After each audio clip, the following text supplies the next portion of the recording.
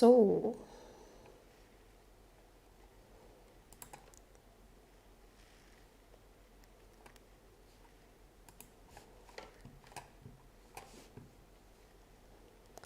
Ich hoffe, man kann mich hören.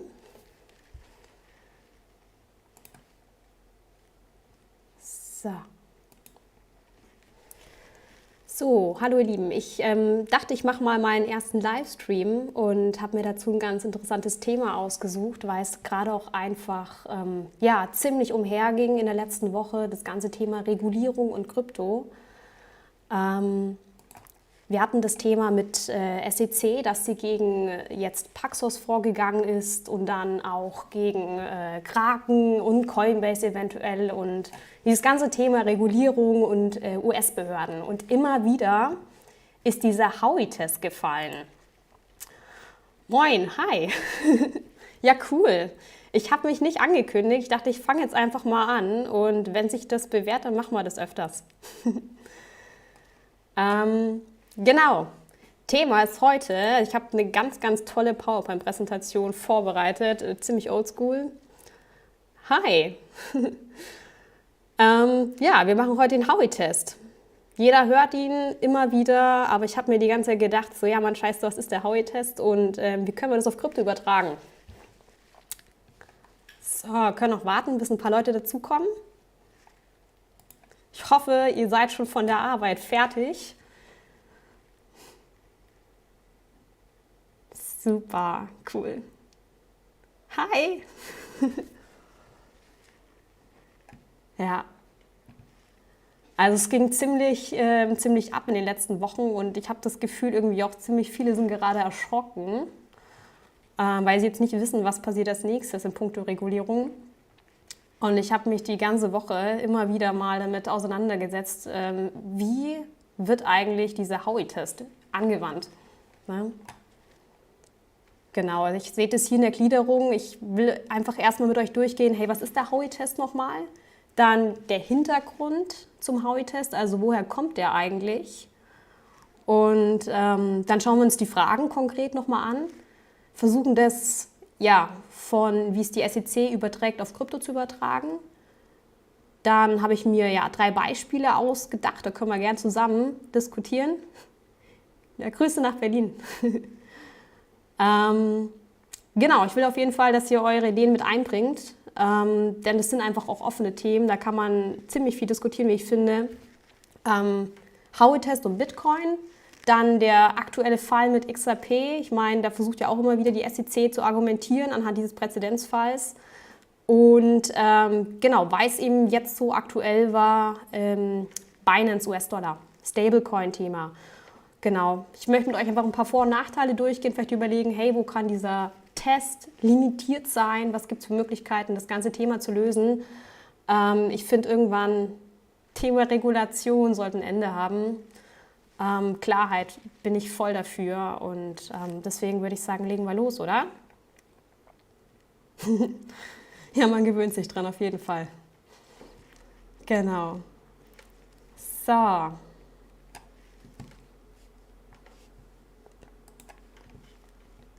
Like nicht vergessen, auf jeden Fall. Mein erster Livestream heute, Leute. Genau. Und zwar möchte ich mit euch einfach mal anfangen, was dieser Howey-Test eigentlich ist. Und zwar erstmal ist es ein ganz grober Check, ob ein Token in eine bestimmte gesetzliche Regulierung fällt und damit auch unter eine Behörde, unter die Aufsicht einer Behörde. Und der Howey-Test wird halt tatsächlich immer wieder von den Regulierungsbehörden aus den USA verwendet, wird immer wieder herangezogen, um etwas zu argumentieren. Und letzten Endes wird dieser Test herangezogen, um zu sagen, hey, handelt es sich um einen Investitionsvertrag oder ist es ein Dienstleistungsvertrag? Und wenn es ein Investitionsvertrag wäre, dann wäre das zugrunde liegende Asset eben keine Dienstleistung und würde damit unter das Wertpapiergesetz fallen. Genau, und das Ganze geht tatsächlich, dieser Fall, Howey-Test, hey, aus Istanbul sogar, Genau, dieser Howey-Test geht tatsächlich auf einen Fall aus Florida von den 20ern zurück. Ganz witzig. Gucken wir mal gerade. Genau, ich habe euch da mal so ein paar Seiten aufgemacht, damit ihr ein bisschen mitschauen könnt. Ich habe mir das angeguckt. Also das ist über 100 Jahre alt, dieser Fall. Und das ist der John Howey gewesen, den ihr da seht. Und der hat Folgendes damals gemacht. Das war ein sehr cleverer Geschäftsmann, war auch eigentlich ein Farmer, hatte auch ein bisschen mit Immobilien zu tun. Genau, was ist, wenn XRP ein Wertpapier wäre? Auch interessante Frage, können wir nachher gleich diskutieren. Hebst dir auf jeden Fall auf, André. Genau, also dieser John Howey, zurück zu dem Thema, der hat damals Folgendes gemacht. Der hat für $10, für 10 US-Dollar die einzelnen Parzellen, also diese einzelnen Grundstücke von dem Brachland aufgekauft. Der hat also ganz viele Parzellen für $10 die Parzelle gekauft, hat dann angefangen, dieses brachliegende Land wirtschaftlich zu nutzen und hat auf diesem Land Zitruspflanzen angebaut. Also der hat im Grunde aus einem Land angefangen, Nutzen zu ziehen, also zu ernten. Und was er dann gemacht hat, nachdem er das Ganze hochgezogen hat, hat er sich gedacht, ja, ich mache ein bisschen mehr Gewinn draus. Und zwar suche ich mir jetzt Investoren aus meiner Umgebung und verkaufe es denen einfach für ein bisschen mehr Geld. Und was er tatsächlich gemacht hat, der ist dann auf die Investoren zugegangen, hat gesagt, hey komm, möchtest du nicht wieder das Land haben? Und hat dann an neue Eigentümer eine Parzelle anstatt für $10 für 800 bis 2000 US-Dollar verkauft. Sodass dann dieses Brachland mit den Zitruspflanzen den Eigentümer gewechselt hat. Und das war aber noch nicht genug. Wer hätte man dann sagen können, ja, ist ja völlig in Ordnung.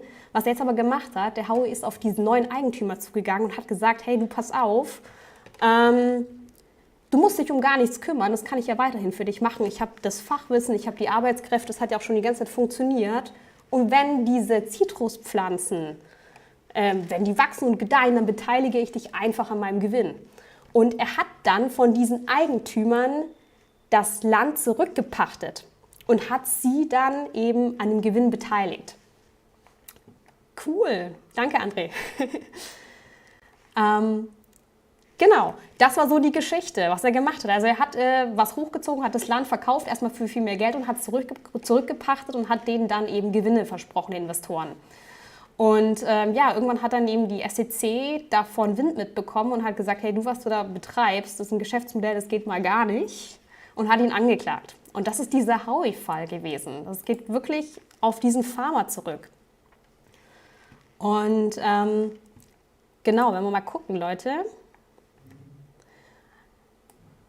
Erst 8 Jahre nach dem Tod von diesem Howey hat dann der oberste Gerichtshof in den USA daraus ein Urteil gefällt. Der hat gesagt, es ist ein Investitionsvertrag und kein klassischer Dienstleistungsvertrag, weil die Investoren wieder ihr Kapital beim Howey gelassen haben, weil sie mit Gewinnerwartungen in diese Zitruspflanzen eingegangen sind. Und deswegen handelt es sich bei diesem Vertrag um einen Investitionsvertrag und die Zitruspflanzen sind dementsprechend ja, quasi dieses Wertpapier. Ne? Und daraus haben sich dann eben diese Howey-Test-Fragen entwickelt. Ich finde das echt ziemlich spannend, muss ich sagen. Genau. Schauen wir uns mal die Fragen an. Und zwar kann ich mir wieder meine coole Folie aufmachen. Und zwar die erste Frage ist, wird Geld investiert? Haben wir in dem Fall auf jeden Fall, wenn wir auf diesen Howey-Fall zurückgehen, weil die Investoren sich Gewinn erhofft haben, indem sie gesagt haben, hey, wenn die Zitruspflanzen verkauft werden, kriege ich Kohle. Also auf jeden Fall ja. Dann die zweite Frage war, besteht eine Gewinnerwartung beim Howey-Test? Und auch hier können wir wieder sagen, hey, die Frage lässt sich mit Ja in dem Fall beantworten, denn die Investoren haben ihr Kapital wieder beim Howey gelassen, und zwar in dessen Unternehmung, damit sie Gewinn bekommen. Genau. Die dritte Frage von diesem Howey-Test, der aus diesem Urteil entstanden war, ist dann gewesen, fließt das investierte Geld in ein gemeinschaftliches Unternehmen? Und auch hier, es war Howeys Unternehmen, es war ja, seine Fachkräfte, die das alles für ihn bewirtschaftet haben, die den Investoren geholfen haben. Und daraus ergibt sich eigentlich auch diese vierte Frage von dem Howey-Test. Es sind 4 Fragen bei dem Howey-Test. Die vierte Frage lässt sich das Ergebnis von den Bemühungen anderer ableiten. Diese Frage habe ich persönlich echt versucht, auch erstmal zu verstehen, muss ich sagen. Und zwar, damit ist gemeint, dass die Investoren sich auf das Unternehmen von dem Howey verlassen und auf dessen Arbeitskräfte und auf dessen Fachwissen, dass nur der Howey und sein Unternehmen allein, nicht die Investoren selbst, die ihr Kapital dalassen, verantwortlich sind für den Gewinn. Das ist mit dieser vierten Frage gemeint. Also ein Investor investiert, er hat eine Gewinnerwartung, es ist ein Unternehmen dahinter, also ein gemeinschaftliches Konglomerat und nicht der Investor ist dafür verantwortlich, dass er Gewinn bekommt, also für diesen Gewinn verantwortlich, der erwirtschaftet wird, sondern das dahinterstehende Unternehmen. Und das sind diese 4 Howey-Fragen. Und genau, die SEC hat diesen über 100 Jahre alten Fall immer wieder als Präzedenzfall jetzt auf Krypto übertragen. Und das können wir jetzt auch mal zusammen machen. Mal kurz mal gucken. Genau. Und zwar, wenn dieser Howey-Test positiv ausfällt, müssen wir alle 4 Fragen mit Ja beantworten.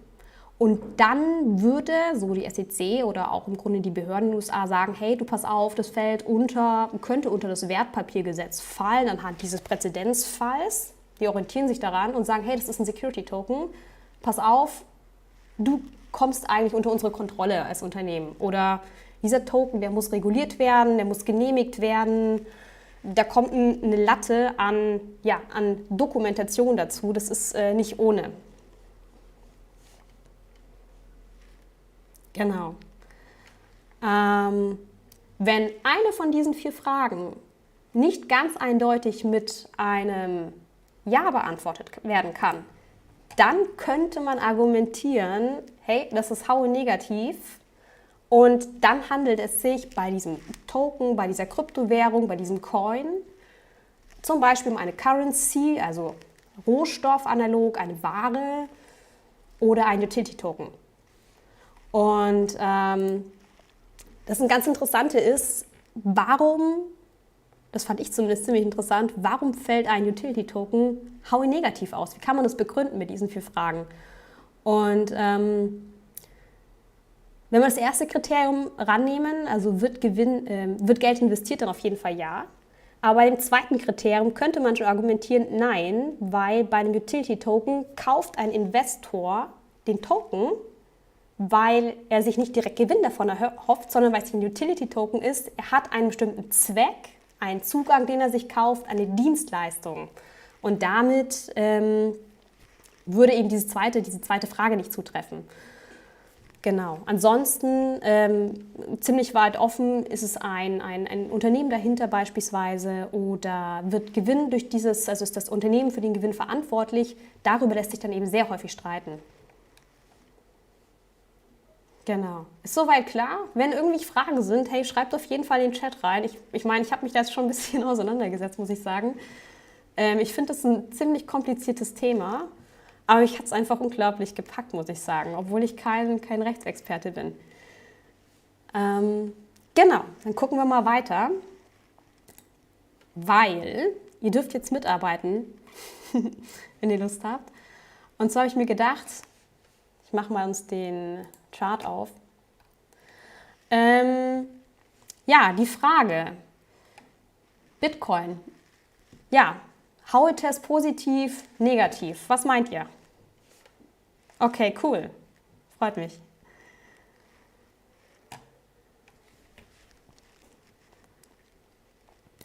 Bitcoin, wisst ihr was dazu? Irgendwie ganz klar, ich meine, das ist Ganz wichtig, wie stuft es die SEC ein aktuell? Gibt es da irgendwas? Ist es ein Wertpapier? Ja oder nein? Howey-Test positiv, negativ? Ansonsten kann ich was dazu mal sagen.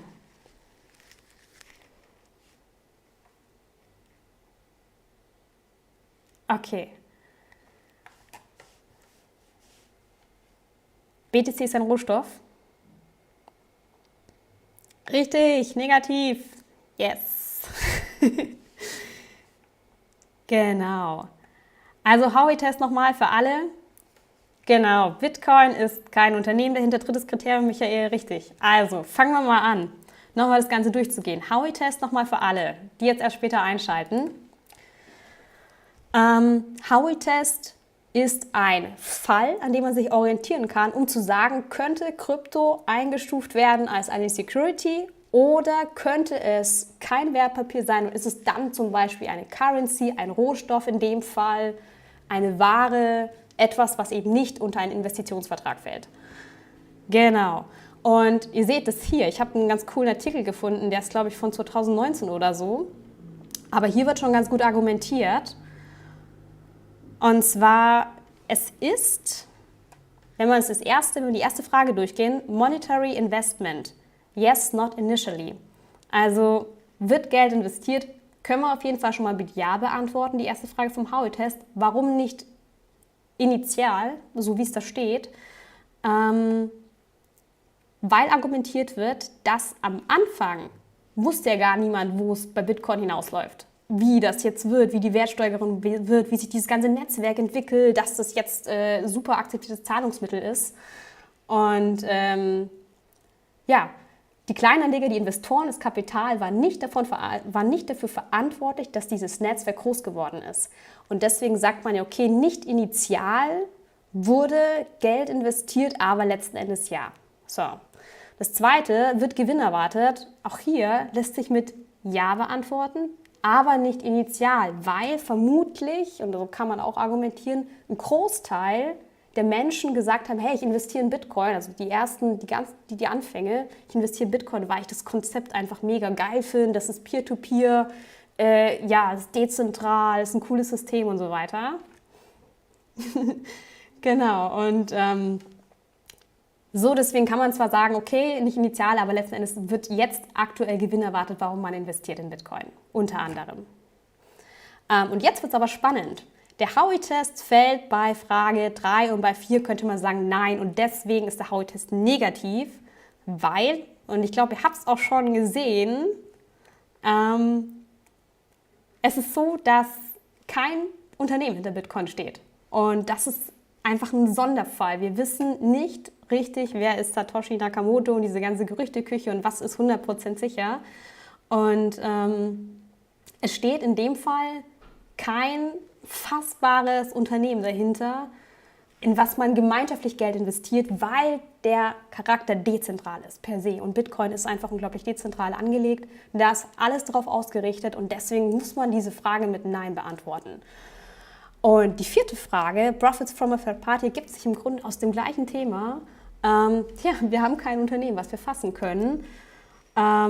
Wir glauben auch, wenn wir in Bitcoin investieren, nicht, dass jetzt mein Gewinn von Bitcoin dafür verantwortlich ist, weil irgendein Miner da draußen oder eine ganze Farm einen super tollen Job macht. Also ich glaube nicht, dass ich jetzt mir davon Gewinne hoffe, weil ein Einzelner dafür verantwortlich ist, auch wenn es nicht mein Unternehmen ist. Und deswegen, und ihr habt es schon gesehen, ja genau, André, wir gucken gleich mal, XRP. Deswegen hat die SEC am 1. Oktober 2019 gesagt, das war das erste Mal so richtig, hey, Bitcoin ist kein Wertpapier, weil, und das haben sie auch gesagt, wir glauben nicht, dass sich die Anleger auf das Management und das unternehmerische Bemühen von anderen verlassen, um Gewinne zu erzielen. Howey negativ, im Präzedenzfall kann man danach sich ein bisschen orientieren. Und deswegen ist Bitcoin aktuell keine Security. Ich habe mal nachgeguckt, das wurde letztes Jahr auch nochmal in einem Interview bekräftigt. Das ist einfach ein Sonderfall und da tut man sich sehr schwer. Der Howey-Test ist ein Indiz, mit dem man argumentieren kann, Bitcoin ist einfach keine Security. Was auch immer was die Behörden machen in Zukunft, wissen wir nicht, aber zumindest aktuell ist der Stand so. Genau. So, gibt es da Fragen? Ist es klar soweit mit dem Howey-Test und der Bitcoin-Einteilung? Wir machen nämlich gleich mit XRP weiter. XRP, wie gesagt, das ist ein offenes Thema, deswegen können wir da jetzt auf jeden Fall diskutieren. Schauen wir mal, wie es weitergeht. Genau, also ihr wisst ja, seit 2020 geht ja die SEC gegen Ripple vor, das Unternehmen, was in großen Teilen auf XRP baut. Und es wird eben, ja, es wird argumentiert, XRP sei ein nicht registriertes Wertpapier. Und man kann sich unter anderem, die SEC hat sich unter anderem auf diesen Howey-Test auch darauf fokussiert. Nicht alleine, müssen wir auf jeden Fall diskutieren nachher drüber. Hat gesagt, okay, anhand dieses Howey-Tests glauben wir, dass XRP ein Anlagevertrag ist. Unter anderem, eins von den Argumentationen. Jetzt hat dann eben Ripple auch gesagt, im letzten Summary Judgment, wir glauben, dass XRP diesen Howey-Test nicht bestehen würde. Also die glauben, Howey-Test negativ, deswegen unter anderem, es ist wie gesagt kein klares Gesetz, es ist ein Fall, an dem man sich orientiert, um für das zu argumentieren. XRP ist Howey-Test negativ und deswegen ist es kein Wertpapier. Genau. Was glaubt ihr? Das mal hier zurück in den Test rein. Können ja nochmal die 4 Fragen, ich habe die 4 Fragen nochmal aufgemacht. Wird Geld investiert? Erste Frage. Auf jeden Fall ja. Kann man mit Ja beantworten. Ich denke, es ist eine Anlageklasse aktuell für uns. Die meisten würden mit Ja beantworten. Dann die Frage, besteht eine Gewinnerwartung? Genau, erstes Ja, Alik, richtig. Genau. Also ist ganz interessant, Gewinnerwartung, das hängt davon ab. Das können wir jetzt auf jeden Fall diskutieren. Ich würde persönlich auch sagen, ja. Egal, ob das jetzt Currency ist oder Utility-Token oder wie auch immer eben XRP eingeschätzt wird. Anlagetoken, gibt ja so viele Definitionen. Aber genau, Frage 3, Mario, du sagst das. Frage 3 und Frage 4. Und da sind eben die meisten sind der Meinung, dass XRP da eben durchfällt. Und das ist jetzt eben gerade, wo sich auch unter anderem gestritten wird. Ne? Und zwar fließt das investierte Geld in ein Unternehmen. Die SEC könnte jetzt vielleicht argumentieren, ja, denn Ripple ist hinter XRP und so weiter. Aber jetzt sind wir wieder bei diesem dezentralen Charakter von Kryptowährungen. Deswegen macht es das echt schwierig, anhand dieses Howey-Tests so einen Fall, finde ich, auch zu entscheiden. Nein, weil auch wenn man argumentieren könnte, Ripple ist stark irgendwo mit XRP assoziiert und involviert, ist es nicht das Unternehmen für den XRP-Ledger allein. XRP ist auch anderes, sind auch andere Projekte.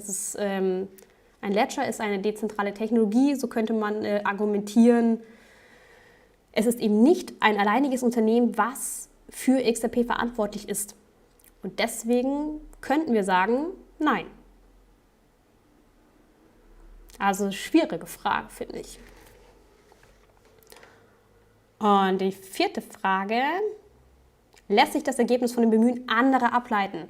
Also ich weiß nicht, investiere ich in Bitcoin, in XRP, um dann zu sagen, ja, ich vertraue jetzt einfach mal, dass nur Ripple für den Gewinn verantwortlich ist. Ja, die SEC könnte argumentieren, ja, die Käufer verlassen sich auf die Bemühungen, dass der Token steigt. Ich persönlich glaube aber, glaube ich eben nicht.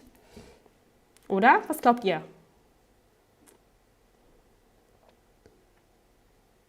Viertens, das ist eben so, da scheiden sich die Geister und darüber wird auch gerade unter anderem gestritten. Richtig. Es ist halt ein schwieriger Fall. Ne? Wenn wir uns überlegen, der Wert von XRP ist nicht nur dadurch begründet steigend, weil Banken oder das Finanzsystem Ripple und damit Produkte wie ODL benutzt, sondern eben auch andere Projekte, Produkte in Anführungszeichen, wo XRP als Grundlage, als Technologie im Hintergrund dient. Und deswegen könnten wir argumentieren, dass diejenigen sagen, hey, wir möchten, dass das Howey-Test negativ ausfällt. Das ist nicht allein Ripple, auch wenn die stark assoziiert sind, aber es ist nicht allein Ripple. Ne? Und da können wir uns eben wieder auch vielleicht auf das Thema Utility Token, die Argumentation, könnten wir auch wieder darauf eingehen, indem wir sagen, hey, ich investiere oder ich glaube, dass der Wert von XRP nicht deswegen steigt, weil das Unternehmen Gewinne wirtschaftet und der Utility Token hängt ja nicht mit dem Unternehmen zusammen, weil es ja ein Utility Token ist, aber er hängt von der Nutzung zusammen und von dem, was er alles im Hintergrund macht. Deswegen könnten wir sagen, nein. Von daher, ich persönlich würde anhand dieses Howey-Tests, ich bin kein Experte, ich würde auch sagen, dass XRP diesen Test nicht bestehen würde. Ja, und damit könnten wir auch sagen, ja, XRP ist kein Wertpapier anhand dieses Howey-Tests. Nur an dieses Test, um eine Argumentationskette zu haben. Insgesamt würde ich nämlich auch Nein sagen. Es muss nur eine Frage negativ sein von diesen 4 Fragen und dann könnten wir sagen, okay, anhand dieses Präzedenzfalls ist es kein Investitionsvertrag. Super spannendes Thema. Okay, ich schweife aus, wir machen mal weiter und zwar möchte ich mit euch noch das letzte Thema durchgehen. Und zwar, wir hatten das ja jetzt mit der möglichen Anklage oder den Maßnahmen, die die SEC einleiten möchte oder könnte gegen Stablecoins. So. Und da gab es jetzt ja am Anfang der Woche so mit dem Binance US-Dollar, der drittgrößte Stablecoin anhand der Marktkapitalisierung, das Thema, dass der Betreiber Paxos, der für den Stablecoin verantwortlich ist hinter Binance, dass die im Grunde es nicht legitim gemacht hätten und man könnte jetzt sagen, vielleicht anhand dieses Howey-Tests könnte es doch unter das Wertpapiergesetz fallen. Ja. Hi, Aaron. Genau, ich hatte dazu auch einen Tweet aufgesetzt, weil mich das Thema einfach auch echt aufgerieben hat. Ich finde es einfach wichtig, dass wir Dinge in einer gewissen Form irgendwo eine Orientierung schaffen, Leitfäden und so weiter. Können wir gleich drüber diskutieren, aber was ich halt nicht so cool finde, ist, wenn man eine Lizenz hat und dann dagegen, das ist einfach ein schwieriges Thema. Genau. Was meint ihr? Stablecoin. Gehen wir doch mal die Fragen durch. Also würde ich jetzt in einen Stablecoin wie Binance US-Dollar Geld investieren? Ja. Moin, hi Sebastian. Besteht eine Gewinnerwartung bei diesem Stablecoin? Okay, da würde ich jetzt schon sagen, könnte schwierig sein. Müssen wir darüber diskutieren. Die dritte Frage, fließt das Geld in ein Unternehmen? In dem Fall ja.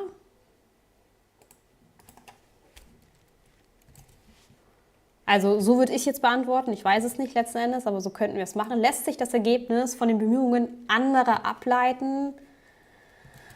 Ja, wenn wir überlegen, Paxos ist unter anderem für die, als Emittent, für die Verwaltung und so weiter verantwortlich. Aber das ist dieser Punkt, warum ich sage, nein.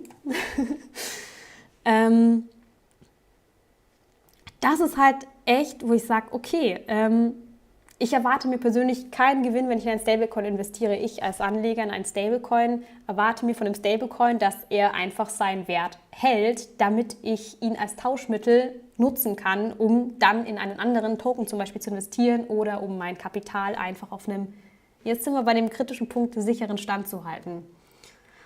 Und da habe ich mir dann nochmal so ein paar Gedanken gemacht. Man könnte eben jetzt Folgendes argumentieren.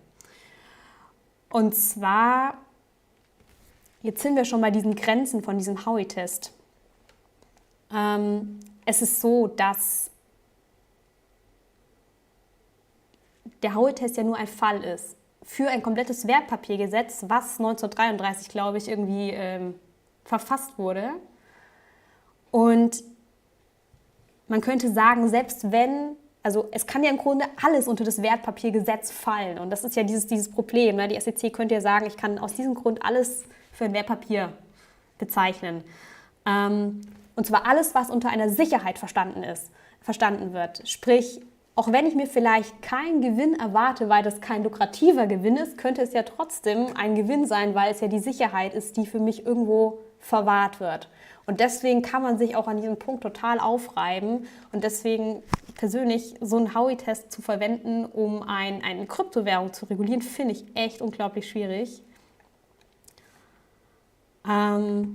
Deswegen, ich habe mir da heute echt viel Gedanken gemacht und auch die letzten Tage. Ich dachte mir so, okay, selbst wenn man den Howey-Test hier nicht ranziehen kann, das ist echt fragwürdige Argumentation, müsste man mit dem Wertpapiergesetz und weiteren Sachen auf jeden Fall stichhaltig argumentieren, um zu sagen, ein Stablecoin fällt unter eine Security. Genau. Jetzt nochmal vielleicht noch so die Vor- und Nachteile abschließend. Und zwar, ich habe mir nochmal gedacht, was sind so die Vor- und was sind die Nachteile? Richtig. Richtig, wir streiten uns im Jahr 2023 um Zitronen. Nachteil, ich habe es aufgeschrieben, persönlich nicht so freudig und Einfluss weltweit. Also wir wissen, okay, wir sind jetzt hier aktuell in der EU und es gelten andere Regulationen, die MiCA-Verordnung und so weiter. Aber trotzdem hat das Ganze einfach einen Einfluss weltweit, weil einfach viele Anleger auch in den USA sitzen und immer wieder, wenn es um solche Entscheidungen geht, sich auch die Behörden in anderen Räumen auf den US-Markt beziehen. Deswegen habe ich das einfach mal als Nachteil aufgeschrieben. Fällt euch da noch was ein dazu? Ja.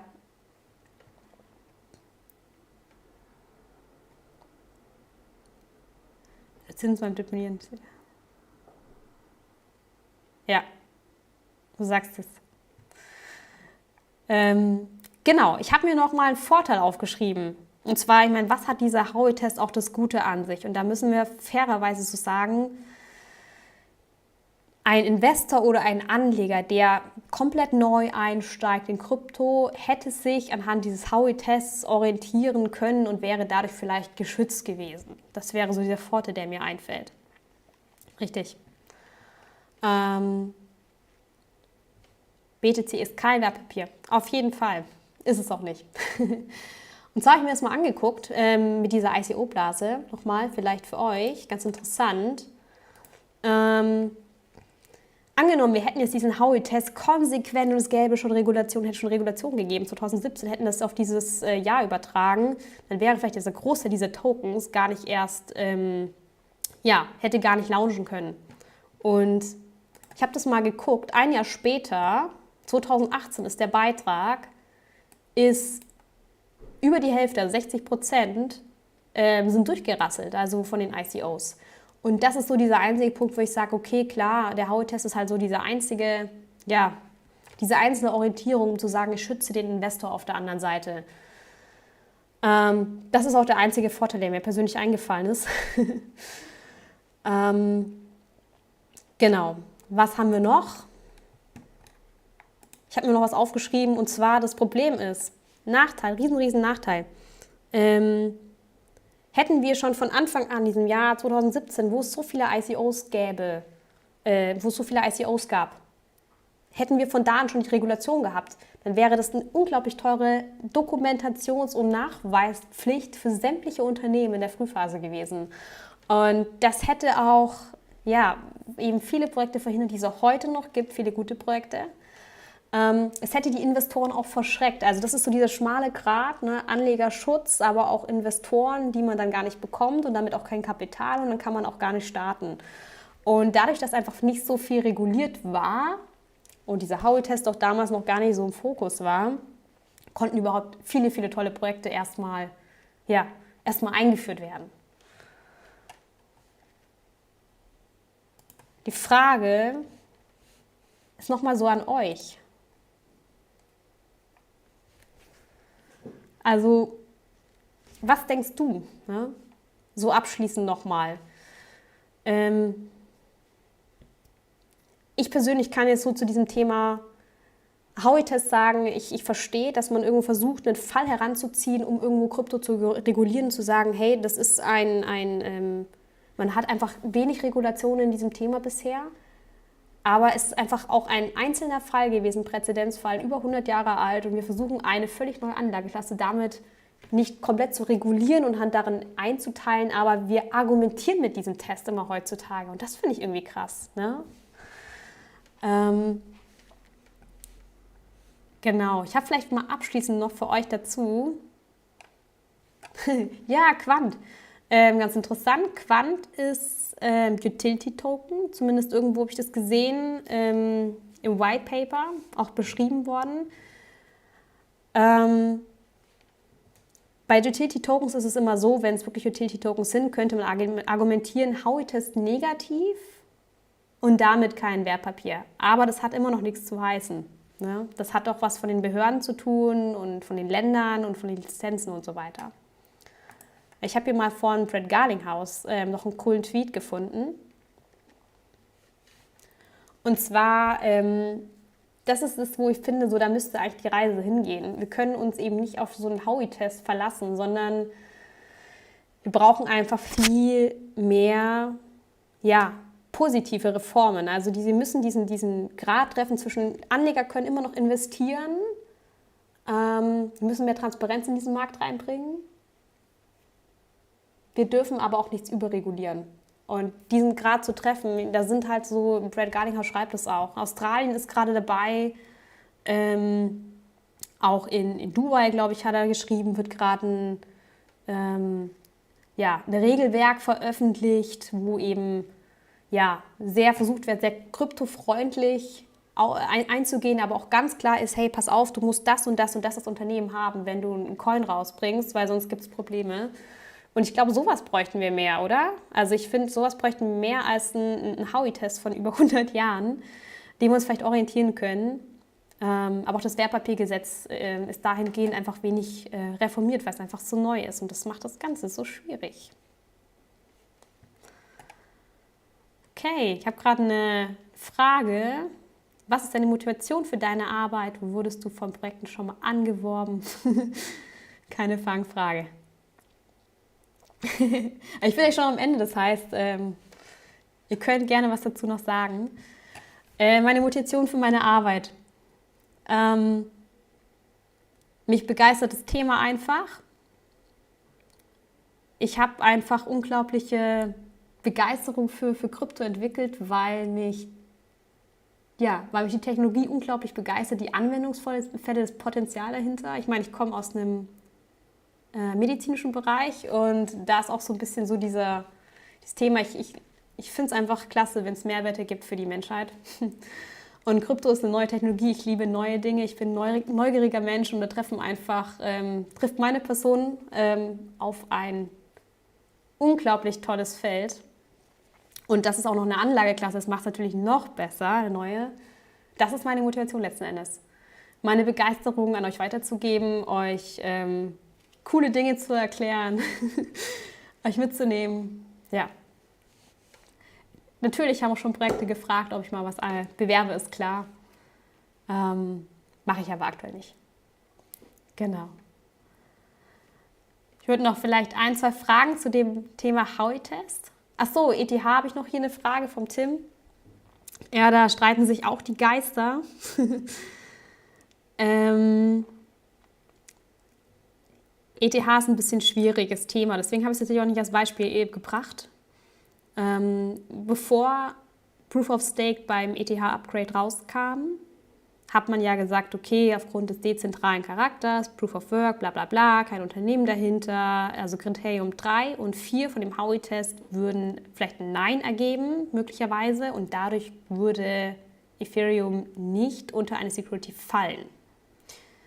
Auch nach diesem Proof of Stake Upgrade gab es keine neuen Äußerungen dazu, dass ETH eine Security sein könnte.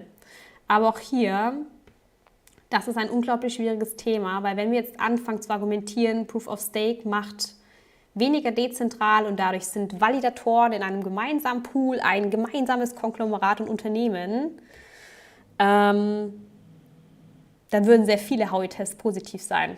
Und deswegen ist es ja auch mit XRP so wichtig, ne? Weil XRP so einen Meilenstein legen wird, dieser Fall, um zu sagen, reicht dieser Howey-Test aus, um Kryptowährungen unter eine bestimmte behördliche Aufsicht zu lenken. Ja? Das ist unglaublich spannend.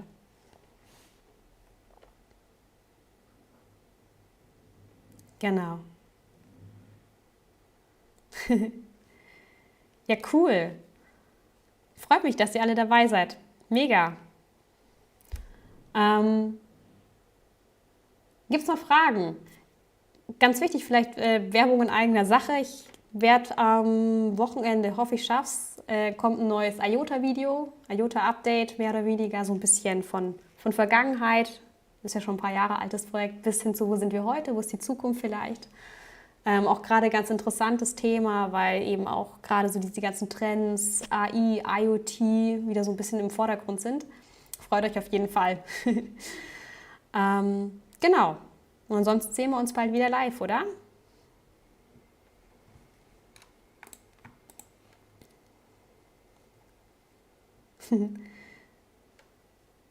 MNW habe ich auf der Liste. Genau, wie weit bist du mit dem Video zu Bitensor? Das habe ich noch nicht irgendwo im Plan. Genau. Wenn ihr Fragen habt zu diesem Thema, Howey-Test, Einteilung, dann schreibt mir doch gerne noch mal einen Kommentar. Ich freue mich auf jeden Fall. Und wenn ihr sonst mal ein Thema haben wollt, über das wir uns unterhalten live, dann können wir das gerne machen. Bereite ich was vor und wir diskutieren drüber. Auf jeden Fall. Ja, gerne wieder. Hat mir Spaß gemacht. Ich bin eine kleine Labertasche. Das heißt, ihr müsst auf jeden Fall mehr mitreden. Okay. Ich wünsche euch noch einen wunderschönen Abend. Macht's gut. Genießt die Zeit. Ganz wichtig. Krypto ist gerade in der Phase, wo es viel um Regulation geht. Wir kommen nicht drum herum, dass es irgendwo Reformen geben muss, um alles irgendwo in einen Rahmen zu pressen, wo die Behörden in Ordnung zufrieden sind, aber auch die Unternehmen zufrieden sind und wir als Anleger auch genügend geschützt sind. Da wird noch viel auf uns zukommen. Das wird wahrscheinlich eine Achterbahnfahrt werden, das glaube ich zumindest. Bin aber da ganz guter Dinge und wünsche euch noch einen schönen Abend. Macht's gut, Leute. Genießt die Zeit mit euren Liebsten, was auch immer ihr noch macht. Schönen Tag, schönes Wochenende. Bis bald.